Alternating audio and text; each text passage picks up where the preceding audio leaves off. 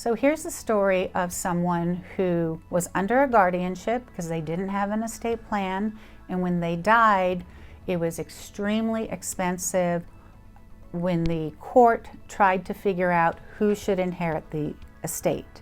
So this is a Kitty Oaks case, and it's in Spokane County a number of years ago. And Kitty Oaks did not have a will. She was under a guardianship. When she died, then the court had to decide who would get her assets. Well, it would go to her 3 children under the laws of intestacy. But what happened in this situation was Kitty Oaks and her husband, Billy Tipton, never did an estate plan, and it was unclear really who their children were. There were 3 children who were raised by Kitty Oaks and Billy Tipton. But there was a question about were they actually legal children from the court's perspective.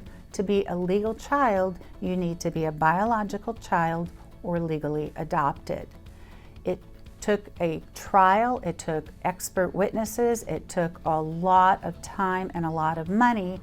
Ultimately, what was found was that none of the 3 children were considered legal children. None was biological or legally adopted. So what do you do in that situation? In that situation, the laws of intestacy would have had Kitty Oaks' estate be inherited by distant cousins in Kentucky.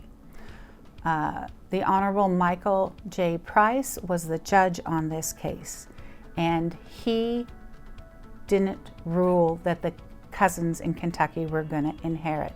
Instead, he adopted, and I believe for the first time in the state of Washington, a doctrine called equitable adoption and equitable inheritance, which provided the correct result, in my opinion, and that is that those 3 boys who thought they were the children of Kitty Oaks and Billy Tipton, they were raised as the children and part of that family, those 3 boys inherited each equally from the estate.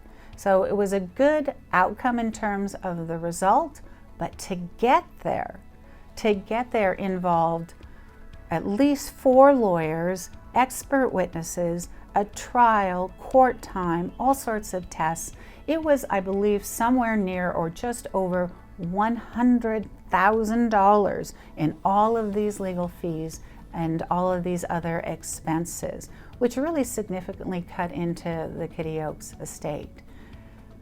Had she had a will, and had she put in the will, I want my 3 boys to inherit, we wouldn't even be having this discussion. It never would have happened. And each of them would have ended up with a lot more money. So how expensive is it not to have an estate plan? That's just one example that I'm familiar with of it can be very expensive not to have an estate plan.